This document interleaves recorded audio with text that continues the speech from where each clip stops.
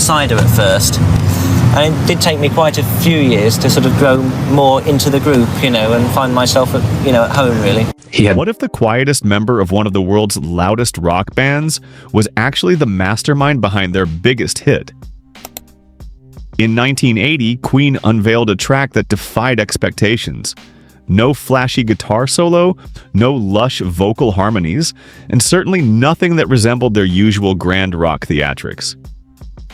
Instead, it was a sparse, hypnotic bass groove, gritty lyrics, and an air of mystery centered on a man named Steve. The band was uncertain about it. The sound was unconventional, even for a group known for reinvention. But one person believed in the song, someone not even part of the band: Michael Jackson. That moment of outside conviction would help turn one man's quiet musical experiment into Queen's biggest hit. This is the story behind Another One Bites the Dust, and the understated genius of its creator, John Deacon. John Deacon was the last member to join Queen in 1971. Reserved and introverted, he didn't immediately find his place among the flamboyant personalities of Freddie Mercury, Brian May, and Roger Taylor. He often described himself as the outsider of the band. It took years before he felt fully integrated or even confident in his role. He had pursued a degree in electronic engineering, a backup in case the music didn't work out. His quiet nature meant he rarely spoke in interviews and barely spoke at all in some group settings. But his silence wasn't apathy, it was attentiveness. He observed, listened, and learned, gradually developing a unique creative voice within the band. Though Deacon started as the bassist, he was encouraged by Freddie Mercury to write songs. Over time, he authored several of Queen's most heartfelt and beloved tracks, including You're My Best Friend, I Want to Break Free, Friends Will Be Friends, and Spread Your Wings. His songwriting often leaned toward emotional sincerity and accessible melodies. But in 1979, Deacon found himself captivated by something different. While hanging out at the Power Station studio in New York, he became obsessed with Good Times by Chic, a pioneering funk track by Bernard Edwards and Nile Rodgers. Deacon was fascinated by the groove, the minimalism, the irresistible feel of funk music. Inspired, he began to imagine, what if Queen did funk? Initially, Deacon began work on his new song while the band was taking time off in England. He envisioned something more in the disco funk vein, a bold choice at a time when disco was rapidly falling out of favor and even being publicly burned in protest events like Disco Demolition Night. It was risky, but Deacon saw potential. At first, he scribbled out lyrics inspired by old westerns, with a humorous story about cowboys. The phrase, "Another one bites the dust," came from those early drafts, a cowboy expression for death that struck a chord. But as the music evolved, so did the tone. The early lighthearted lyrics didn't fit anymore. When Queen went to Musicland Studios in Munich to record, the bass groove emerged with unexpected heaviness and darkness. The funky bass line, driven by its weight and momentum, changed the direction of the song. Recognizing the tonal shift, Deacon abandoned his cowboy pastiche and rewrote the lyrics into something colder and more cinematic. The song became a story in 3 parts. In the first verse, Steve walks wearily down the street. In the second, he's betrayed and furious. And in the final verse, he becomes menacing, warning of the many ways one can be hurt. The lyrics left listeners puzzled. Who was Steve? A symbol? A stand-in for someone real? A metaphor for betrayal or violence? Even Roger Taylor later admitted that the band didn't quite understand the song's meaning, but they couldn't deny the power of the groove. Deacon's technique in crafting the song's rhythm was subtle and ingenious. He used what musicians today call the rhythmic contrast method, pairing a rhythmically complex bass line with simple percussion. The contrast creates pocket, that infectious bounce where every note feels perfectly placed. Deacon insisted that Roger Taylor keep the drum part simple. He even asked Roger to tape his drums to deaden their tone, something the drummer despised. The resulting beat was minimal and steady, almost like a drum machine. In fact, a looped drum pattern was used for consistency throughout the track. Deacon wanted it tight, mechanical, and unrelenting. Without that simplicity, the groove might not have worked. Freddie Mercury, never one to shy away from a challenge, threw himself into the track. Deacon's bass line dictated the song's entire rhythm, and rather than avoiding it, Mercury matched his vocal phrasing to the groove. He aligned his melodies with the bass rhythm, a rare and tricky technique that gave the song a robotic swagger. Freddie poured himself into the performance, reportedly singing with intense commitment to meet Deacon's vision. The result was a vocal performance that felt as sharp and relentless as the bass line it followed. It was unorthodox, closer in style to R&B or funk than anything typically found on rock radio. Much of the instrumentation on Another One Bites the Dust was performed by Deacon himself. He played the bass, rhythm guitar, lead guitar, piano, and even some percussion. Brian May added guitar textures and effects, but the foundation was all Deacon. Notably, he didn't use his usual Fender Precision bass. Instead, he selected a Music Man Stingray, the same model Bernard Edwards used on Good Times. The Stingray had a more aggressive nasal tone that cut through the mix, ideal for disco funk. And the entire track was recorded slightly sharp in pitch, either due to analog tape speed inconsistencies or intentionally giving it a brighter, tighter feel. Despite its polish and groove, Queen initially had doubts about releasing the song as a single. It wasn't their usual sound. It didn't even feature a prominent guitar solo.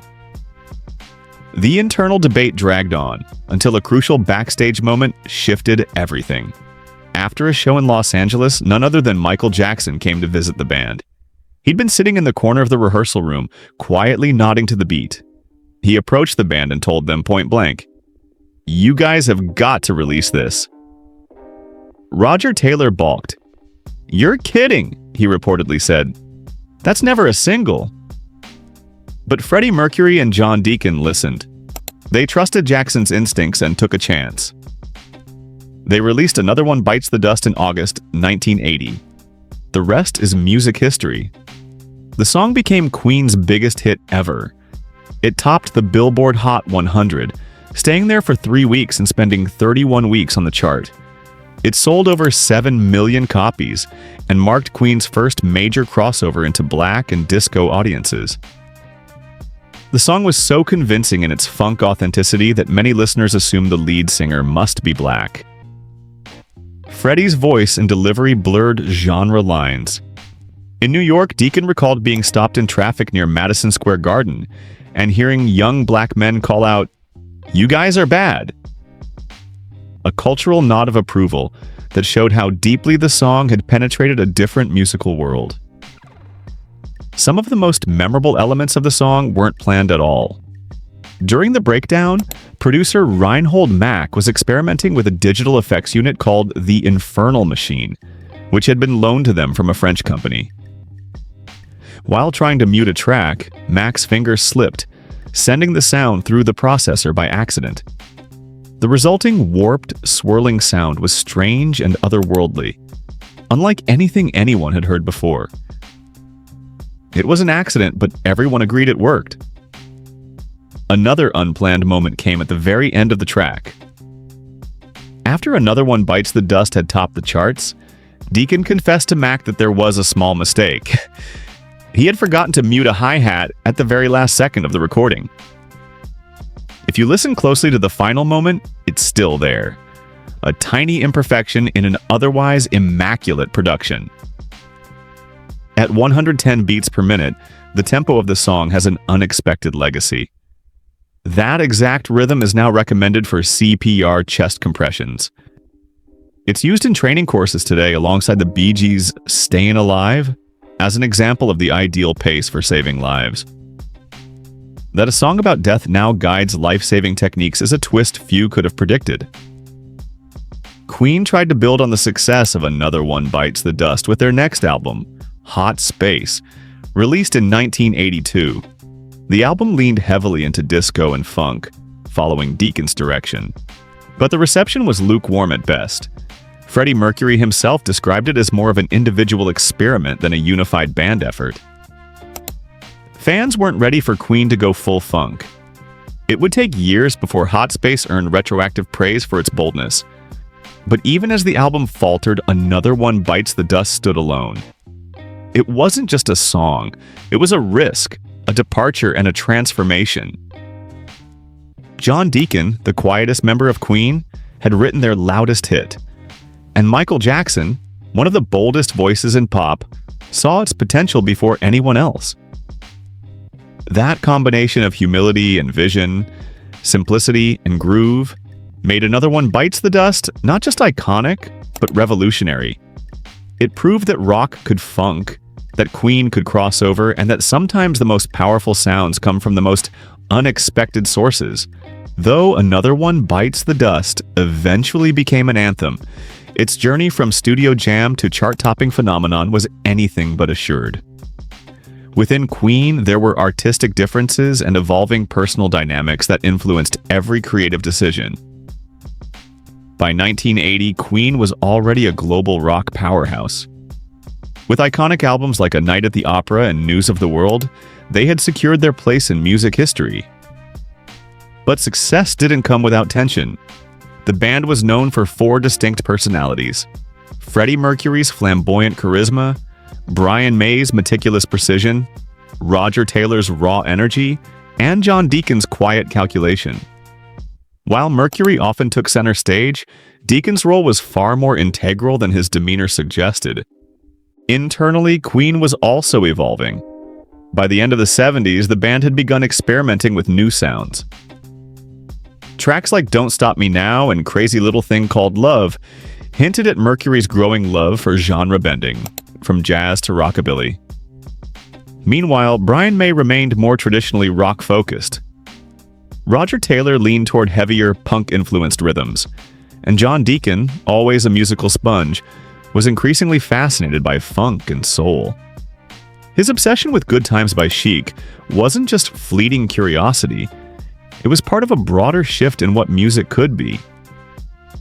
Disco and funk had dominated the charts in the late 70s, especially among Black and Latino audiences in the US. Even as the "disco sucks" backlash began to rise, Deacon wasn't deterred. He didn't follow trends, he followed sound. When Queen began working at Musicland Studios in Munich, a facility famed for its cutting-edge recording technology, Deacon had a clear vision. He didn't want to mimic Chic, he wanted to distill its essence. That meant embracing groove and minimalism, qualities rarely associated with Queen's typically maximalist arrangements. To achieve that, Deacon took on an unusually hands-on role in the recording process. Though all members of Queen had written songs and played multiple instruments, it was rare for one member to shape a track so completely. Deacon played nearly every instrument on Another One Bites the Dust himself, from the driving bass line to the staccato guitar hits to the subtle keyboard accents. The track felt like an artistic statement as much as a song. One of Deacon's most significant creative choices was insisting on restraint. In a band where big sounds and grand gestures were the norm, he advocated for silence and space. The bass line, though catchy, was rhythmically intricate, syncopated in a way that created tension and release. But for it to work, the drums had to stay simple. He asked Roger Taylor to tape his drum heads to mute the resonance and dampen the sound, a technique often used in funk to reduce overtones. Taylor disliked the result, saying it robbed his playing of its natural energy, but Deacon was resolute. The tape stayed, the loop was created, and the groove locked in. Against this minimalist beat, Deacon's bass line could breathe. Equally vital was Freddie Mercury's contribution. Though he didn't write the song, Mercury understood how to elevate it. He took Deacon's lyrics and infused them with theatricality and menace. Mercury's performance was cold and precise, embodying the narrative of betrayal and defiance. He didn't overpower the groove, he merged with it. He sang with a clipped intensity, matching the rhythm of the bass rather than floating above it. This was not the Mercury of Bohemian Rhapsody or Somebody to Love. This was a version shaped by funk, informed by soul and filtered through urban grit. The result was both mechanical and human, aggressive and stylish. What makes Another One Bites the Dust so distinctive is its atmosphere. It doesn't rely on melody in the traditional sense. The main riff is built from just a handful of notes, but their placement, tone, and rhythm create a hypnotic loop. The song's minimalism was a risk, especially for a band known for maximalism. But it was also brilliant. It followed a universal rule of anthem building. Fewer notes, tighter intervals, and repetition make for memorability. Much like the riffs in Smoke on the Water or Seven Nation Army, simplicity became power. The recording process had its share of surprises, too. The strange digital effect heard in the song's breakdown came from a then experimental French digital unit called the Infernal Machine. Producer Reinhold Mack accidentally routed a sound through it when trying to mute a channel. The resulting glitchy warble was new, eerie, and immediately captivating. Everyone in the studio loved it, and it stayed in the final mix. In another studio accident, a hi-hat sound was mistakenly left unmuted at the song's very end. Deacon later pointed it out to Mack, frustrated by the oversight. Mack, however, was unfazed. To listeners, the hi-hat was barely perceptible. To Deacon, a perfectionist, it was a tiny scar on an otherwise perfect sculpture. Despite the song's flawless execution, its future as a single was anything but guaranteed. Queen had never fully embraced funk before, and the British press had already started criticizing the band's genre hopping. When the band debated its release, Roger Taylor expressed skepticism. He wasn't a fan of disco or funk, and didn't think the song would resonate with Queen's traditional audience. Even Brian May, though supportive, wasn't sure what to make of it. The song didn't even include one of his signature guitar solos. Only Mercury and Deacon truly believed in it. Their confidence was bolstered after their backstage meeting with Michael Jackson, who had attended one of their concerts at the Forum in Los Angeles.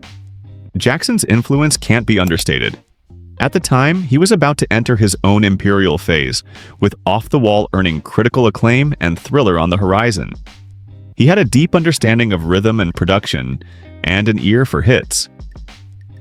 When he told Queen they had to release Another One Bites the Dust, he wasn't making a suggestion. He was making a prophecy. Mercury, always open to outside influence and respectful of talent, took the advice seriously. Deacon, too, understood the significance of that endorsement. If Jackson believed in the track, that meant something. When the single finally dropped in August 1980, it didn't just chart, it exploded. Another One Bites the Dust shot to #1 in the US, holding that position for 3 consecutive weeks. It was Queen's first #1 hit on the Billboard Hot 100, and marked a profound crossover moment. In particular, the song found a massive following in Black and Latin American communities, which had previously seen Queen as an arena rock act rather than a group capable of funk authenticity. Radio stations that normally wouldn't play Queen embraced the song. It was played in clubs, at block parties, and on R&B stations. Listeners unfamiliar with Queen even assumed the singer was black. Freddie Mercury's chameleonic voice paired with the infectious groove confused and thrilled in equal measure. The song's influence extended beyond sales and airplay. Its cultural impact was immediate and lasting. Another One Bites the Dust began appearing in film soundtracks, sports arenas, and even political rallies. Its rhythm was so intuitive that trainers began using it as a metronome for CPR. The American Heart Association included it in their CPR guidelines due to its 110 beats per minute tempo, ideal for chest compressions. Thus, a song about death became ironically linked to saving lives. Few rock songs have made that kind of transition. Despite the success of Another One Bites the Dust, the band's attempt to replicate the formula was met with backlash. Their 1982 album Hot Space leaned heavily into funk and disco, influenced in part by Deacon's musical direction and Mercury's enthusiasm for dance music. But the album alienated some fans. The British press dismissed it, and even within the band, opinions were mixed. Brian May would later say that he felt disconnected from the sound, and Roger Taylor remained uncomfortable with the funk direction. Mercury himself admitted that Hot Space was more an experiment than a collective vision. Only years later did critics begin to reassess it as ahead of its time. Still, another one bites the dust remained untouchable. It was lightning in a bottle, the result of vision, discipline, and a little luck. John Deacon, who had rarely spoken publicly or taken the spotlight, had created one of the most recognizable songs of the 20th century. His genius wasn't in flamboyance, but in precision, in knowing what not to do. By resisting the urge to fill every second with sound, he gave the track its irresistible space. He let silence speak. Deacon's contribution to Queen was never louder than in that moment. And it wasn't just musical, it was strategic. It reshaped the band's trajectory, broadened their audience, and proved that they could thrive across genres. He saw possibilities others overlooked. And when the band wavered, it was an outsider, Michael Jackson, who saw what Deacon had created and said, "Trust it." If this story gave you a new perspective on Queen, drop a comment below. What's your favorite hidden gem in their catalog? And if you're into the untold, the overlooked, or the totally unexpected stories behind iconic songs, go ahead and subscribe.